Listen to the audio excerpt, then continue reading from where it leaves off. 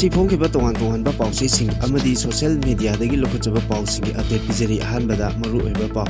Myanmar Army amadi Myanmar gi police ki apunba team amana Myanmar da leba scam center ama thugai kare mioi chawm ni futuru phagatpa ngamkre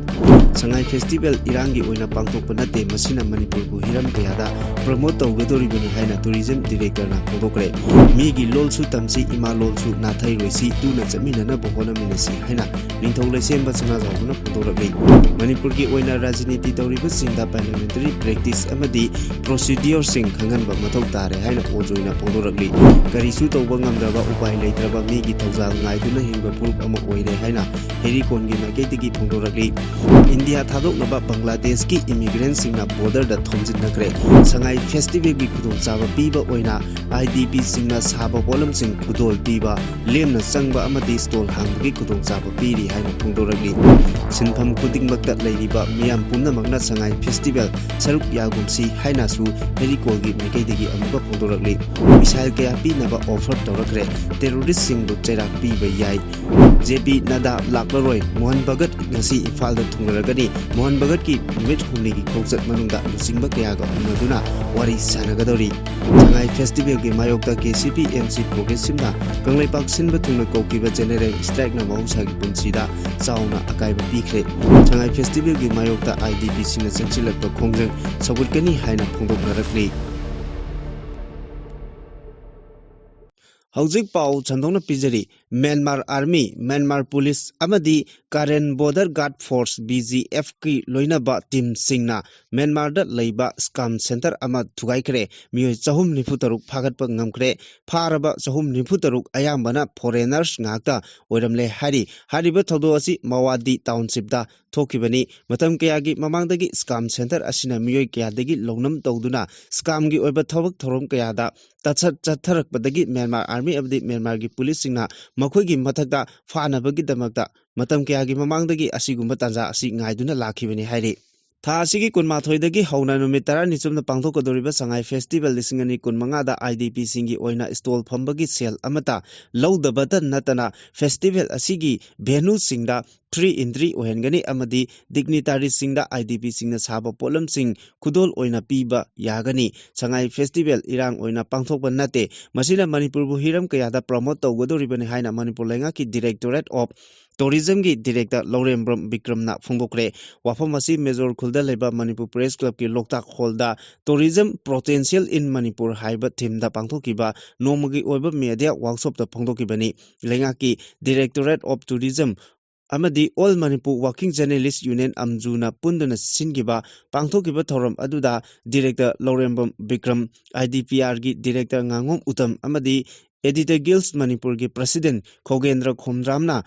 Mithunglen Singh oina saruk yaki media workshop aduga mari lenana Laurembam Bikramna hai pangthokadoriba sangai festival asi irang oina pangthokpa nate tourism sector gi project amani masina lamdam asigi entrepreneur artist yauna hiram kayada promote tawgadoribani furup kayagi jagoi isai traditional game film leila kayasu uduna malem gi miyamda khanganaba honari hauzik leiriba irang asina maram oiduna lanjena duna leiriba IDP singi oina su festival gi main venue oiriba hapta kangjai bungda sing lemna fanghali masina makhoina sajariba potok sing adu miyamda fanghannaba honabani venue kudingmakta IDP sing free loina oigani amadi dignitary singda khudol oina su IDP singna sajaba polam sing piba yagani haigi mana makata na hai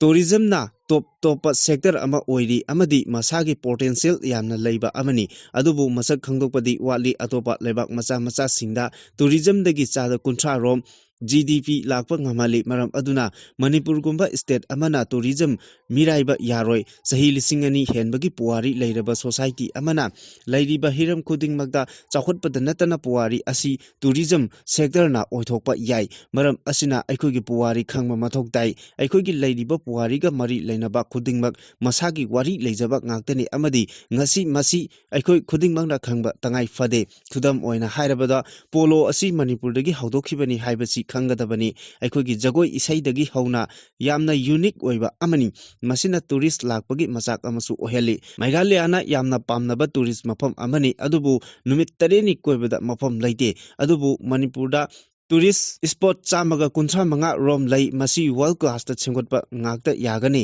masina tourist amana numitara mangani koiba yagani amadi state asida income su lakani state asida World War II gi history su leibana Japan gumba leba kayadagi miyosing puning singsinba ngambani hariba Mafamsing asi lebak asigi amadi mapalda masak khanghanba mathok tai Manipur asi sahi supa tha khudingi kumhei lei hainari ngasi miyoi kharanadi irang toba langthokpa oinasu khanaba yauri adubu tourism sector da tourist mafamsing amadi tourist festival sing asina puning singsinpham oigadoribani India gi oinadi global scale da tourism festival pangtokpa leiri aduna global scale da laknaba angamba thakta honari hainasu phongdokhi Hojik lamdam asida hogalakliba mirol sida imalol fazana khanglaktabagi matang aman lakle migi marolna hena lumna loba imalol budi nathairakpagi phibam aman lakliba asi laibak thibani migi marol su tamsi imalol lol su nathairoi si tuna chamina na bohona si haina ningthau lesemba chana jawbuna phongdokre chana mahi lining bu yokhatnaba achoba thodang lorambata natana sangnai aiba amasu oikhiba laikhidraba chana lokhoigi mitam ama ngasi Imphal East ki manung chana leiba Chanada leba Nungsikol Park da Rajya Sabha ki MP su oiriba ningthau lesemba sanajawba amadi UNLF ki hanagi chairman ningthemcha sanayaima anina hangdokre mitam maikum hangdokbagi thoram aduda chana lokhoi Arts Center ki chairman chana lembi angom ningthau angom poireiton na athoiba mithunglen sing oina saruk yakhi loinana tongan ba chana lukhoiga loina tinaramba amadi lukkaya gi mihut singsu saruk yakhi maikhum hangdokbagi thoram aduda wangangladuna ningthau lesemba chana jawbana hai leikhidraba chana lukhoigi wakhalon amadi chana mahi lining hingat hanaba honaramba khak natana aiba ama oina lila drama isai kaya iramba saglon yamba oja amani oja asina mapal lamda masoi takraba Meitei khul singda chatuna irol iyek chakhotnaba irol iyek tambi takpiramba maribak majatibu thamoi sengna nungsikhiba luchingba amani mahangna makhatana phongdokpada Manipur da sahi ahum phak kadoroba irang asina miyam awaba kaya khangli adubu ware haiduna aikhoigi punsi asi losin hanba yaroi masigi awaba asina miyam da thongna piduna miyam bu khangba ngamanba mathok tari amadi haurakliba icha inausing asi maribak nungsibagi thongna happaga loinana mathok phudokpa ngamnaba matik chaba lusingba ama watuna leiri lusingba du thoraklaba matamda mahaki makhada ingadaba tawgadaba singdi machal suna leire hainasu phongdoki ningthau lesemna makha taraduna hai lamdam asida hogalakliba mirol asida imalol asi fazana khanglaktabagi matang ama lakle migi marolna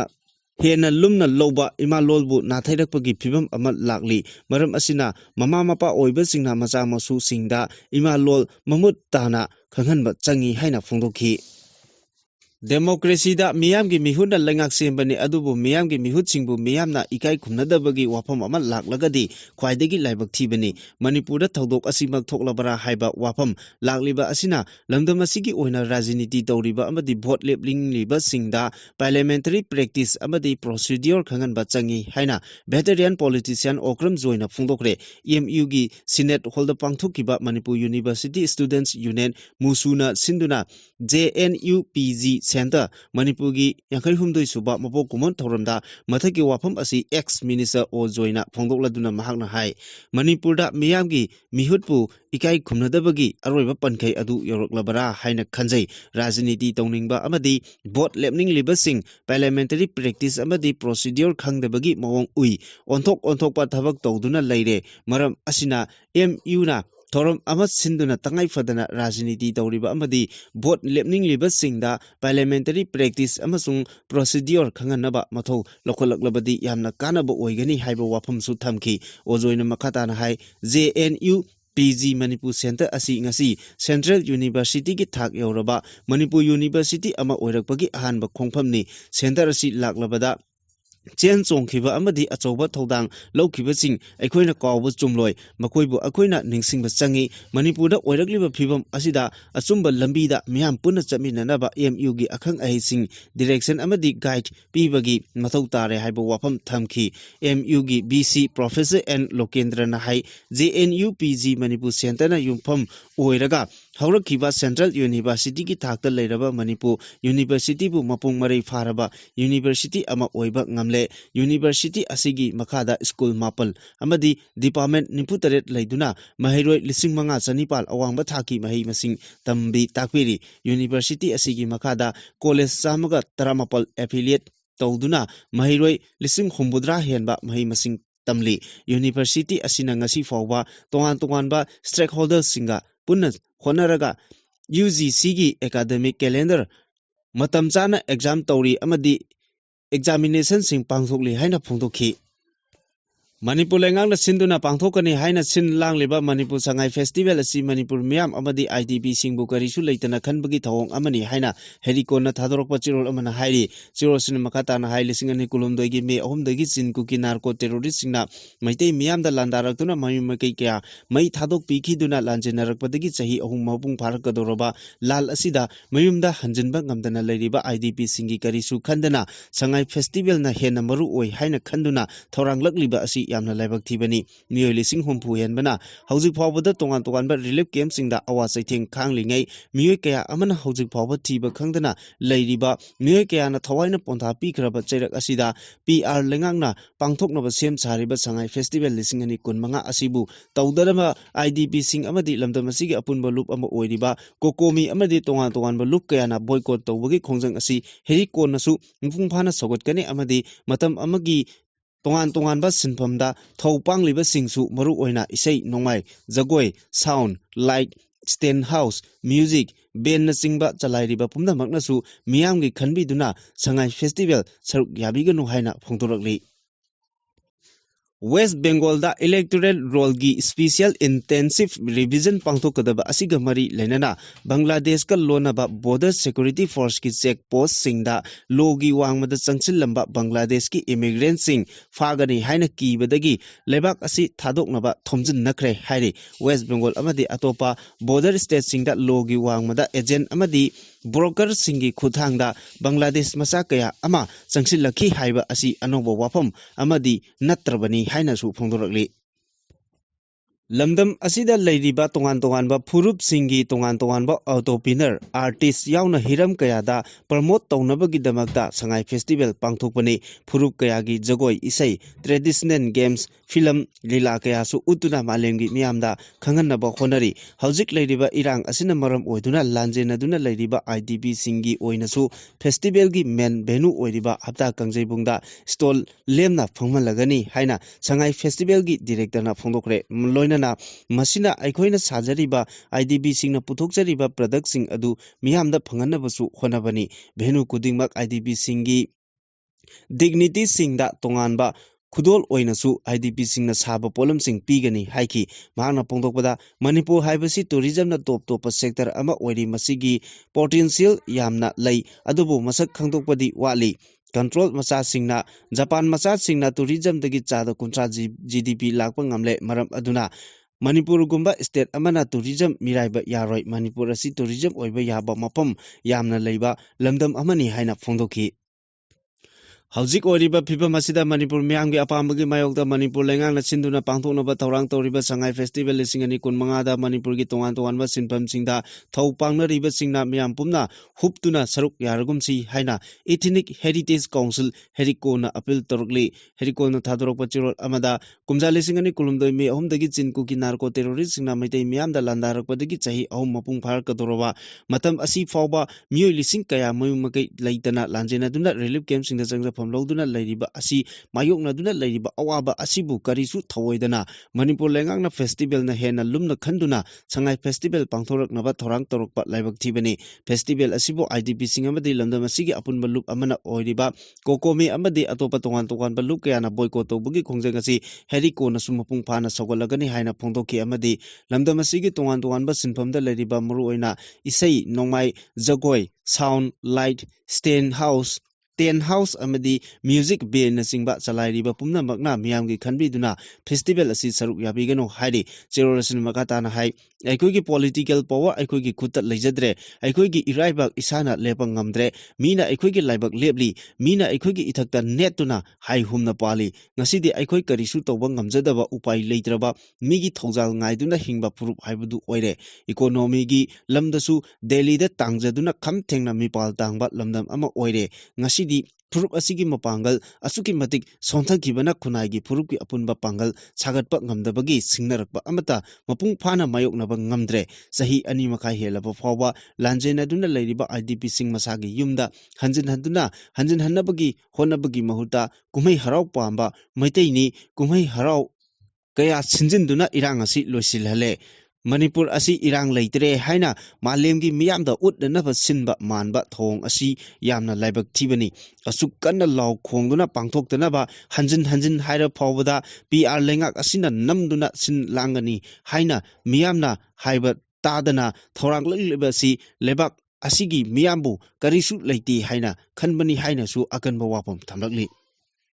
Russia gi President Vladimir Putin na makoigi matik meyai leiraba manga suba generation gi Su-57E fighter jet ama missile taragi matakta India da pinaba offer torakre report asina hai Russia gi President Putin mathang thada India da lakadoriba asigi yenglaga India da haujikdagi thorang pumnamak lakhotpa hokibani India da lakadoriba Putin gi khongsat asigi mangoinana India gi Foreign Minister Dr. S. Jaishankar haujik Russia da leiribani karigumba India na Russia gi mangasuba generation gi Su-57E jet fighter leihaurabadi lebak asigi Air Force ta hena matik mayai amadi thona hapa haibadu oiragani officer asida matik mayai leiraba missile kaya su yauri masigi mathakta Russia gi offer asida Su-57E India da sajanabagi khudongchabasu pirakkani hairi makatarakpada terrorist singbu chairak piba yai terrorist singbu chairak piba yai adubu mara leitaba Kashmir singbudi sokhanganu haina Omar Abdul Hana phongdokre carbon blast da chenaba terrorist punamak matik chaba chairak pigadabane adubu mara leijadaba Kashmiri singbudi sokhanganu haina Jammu and Kashmir gi Chief Minister Amar Abdul Hana phongdokre wapamasi Srinagar da pangthokiba North Zone Chief Minister singi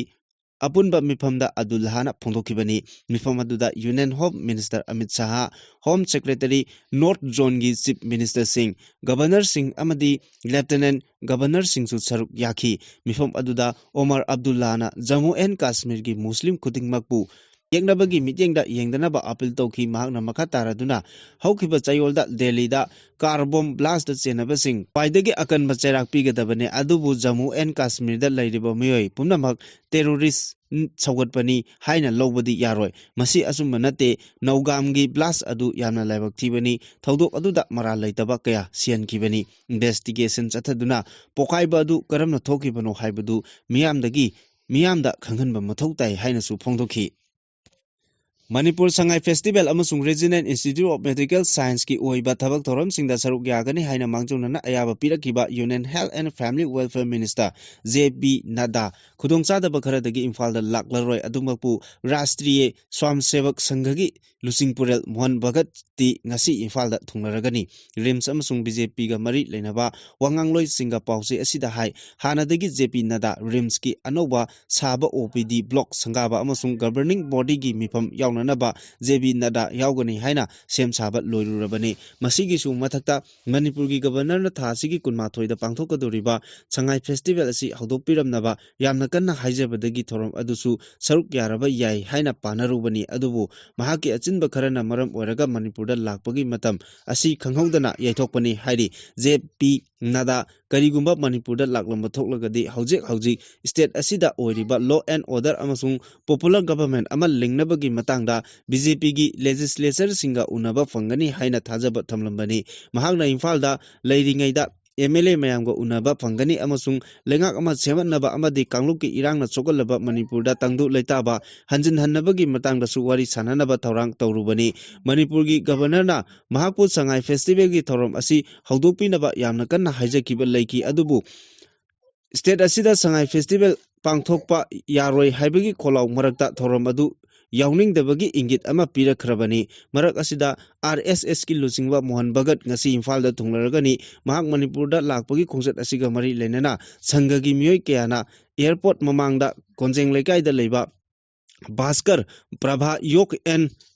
नेसुपोदी centre अमसुंग मसिगी चंगथोक चंगसिन लंबीसिंग निंगथीना सेमजिन साजिनबा हौख्रे महाक ngasi पुंग 10 दा गुवाहाटी दगी इम्फाल दा थुंगलरगनी अदुगा थासिगी कुनिथोय दा इम्फाल थादोखिगदबनी महाक इम्फाल दा लेरिंगैदा programme अहुम दा सरुक यारमगनी programme सिंग अदुदी अहानबदा state असिगी social leader सिंग उनबा अनिसुबदा tribal leader सिंग उनबा अमसुंग अहुम सुबदना सही कुंथ्रा गी मखादा लेबा youth सिंग उनबनी महाक इम्फाल दा लागलेबा सिगी मरु ओइबा मरमदी RSS लिंखत की चाही चामा सुबग मरी लेनना स्टेट सिंगदा लेरिबा मियांगो उनबा अमसुंग RSS की मरमदा खंगनबग लोइनना RSS ना मतुंग तारकपदा लौरकदब खुनाई की थौदांग सिंगी मतंगदसु वाखल तामिननबनी महांगना पांदम थमलिबा सिंगी मनुंगदा मणिपुरदा खुंदारिबा तोंगान तोंगानबा कांगलुप सिंग अमसुंग खुनाई की तोंगान तोंगानबा सिनफमदा लेरिबा खुनाई की लुसिंगबा सिंग उननबनी असिगुंबा थौरम अमा ngarangdagi asamda pangthokpa hograbani asamgi thorom adu loiraba matung mahak imphal da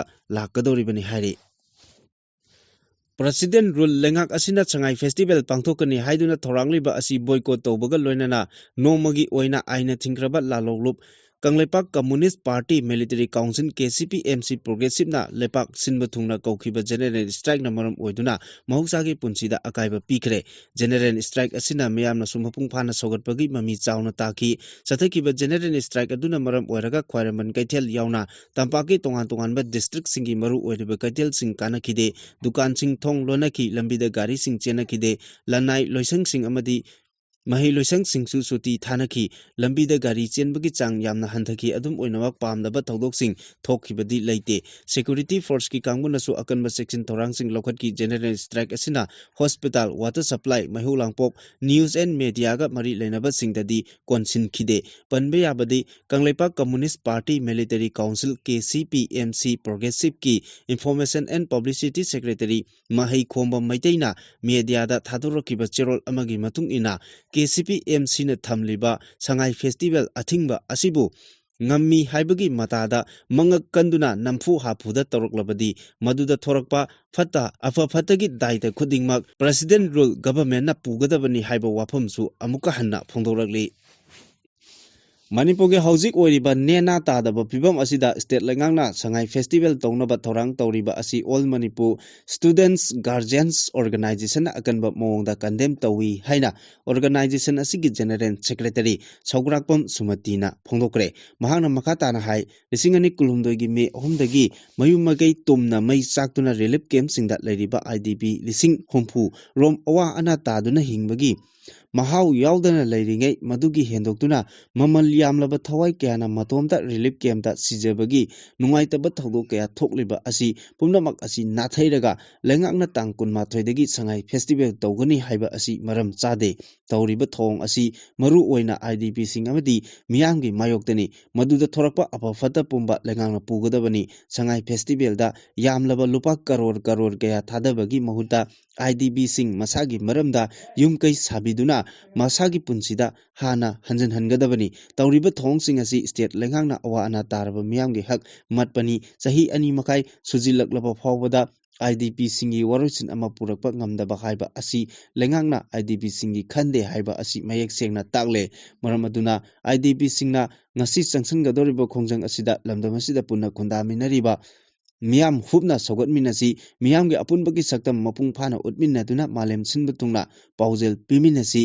Changai Festival gi mayokta IDP singna changsilakpa khongjang singda All Manipur Students Guardians Organization na mapung phana sogotkani haina phongdorakli Makatarakpa pauda su bom sizinaduna India gi mafam kayada attack chathanaba honaramle November 10 da Delhi gi Red Fort manakta bom pokhai kibagi matangda thijiliba investigator singna phongdokibagi matungina Dr. Det haina khangnaba suicide bomber amagi thoksil makada Operation D6 haina mingthonba thorang ama lokhatlaga India gi tongan mafamda su bom sizinaduna attack chathanaba honaramle hairi mamangda amukta tawkhidriba mongda suicide bomber singna khonguptagi activate tawraga mafam kayada bom pokai hanaba thorang adu lokholambani Delhi gi thodokta mapung oina chenaba Dr. Umar Nabi gi matangda thijinbada nungnangba pokningai oiba wafam kaya marum khangba ngamlaki Dr. Umar gi khongop manungda yawba explosive device amana activate tawraga pokai hankhibani haiba khangba ngamle tongan ba terrorist group singna satangi mamani haina khangnariba Crasidon tripod TATP sizinaraga India gi mafam kayada attack chathanaba honaramki bom makal asi safu kalabasu non metallic oiba maramna isam chamba scanner detect tawba ngamde hari makha tarakpa pawda Nitish Kumar ngasi wasak lauragani JDU gi luchingba Nitish Kumar bu ngasi ayu pung 13 makaida Bihar gi chief minister oina wasak lauragani wasak laubugi thoram aduda India gi prime minister Narendra Modi DNA gi makok thongba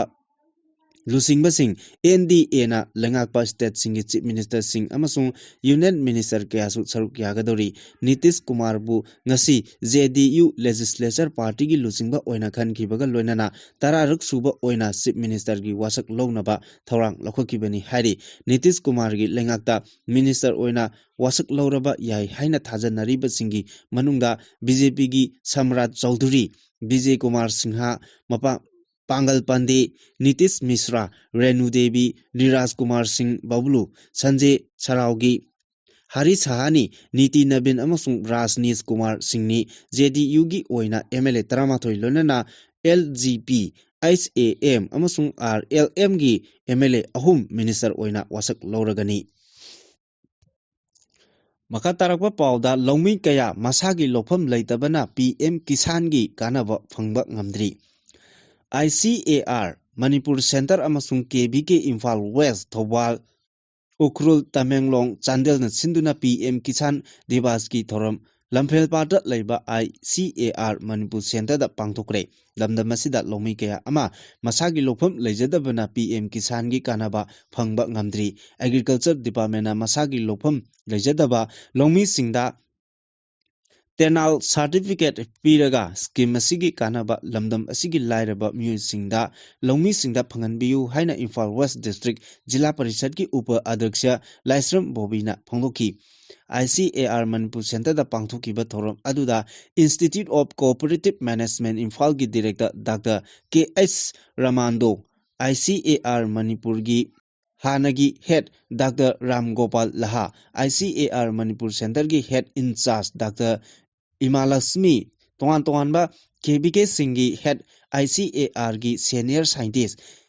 SMS tongan ba district singdagi lakpa lomi kaya na saruk yaki pangthokiba thoram aduga mari lenana Imphal West District Jila Parishad ki upa adyaksha Laisram Bobina makatana haibada PM Kisan scheme asi Prime Minister Narendra Modi gi miting makada kumjal singani trampal gi February thada Prime Minister Narendra Modi masana haudoktuna lebak asida leiriba longmi singda chahi amada phase ahum thoktuna punna lupa lising taruk ki sel mating piri longmi singi oina yamna kanaraba scheme asi state asigi longmi chada kundagi kunthra pawwa khaktamak phangba ngamli masi maru oina lamdam asida leiriba longmi ayamba lairaba masaki lokpham lejadaba atopa miyoi singdagi lokpham wairaga lo uba singubagi thabak tawbanani PM Kisan scheme asigi kudongchaba beneficiary longmi singda phanghanaba Agriculture Department masagi lokpham lejadaba longmi singda Tenal certificate ama issue tawbiduna scheme asigi kanaba phanghanaba upai ama sinbiyu haina kanna nolongna phongdokhi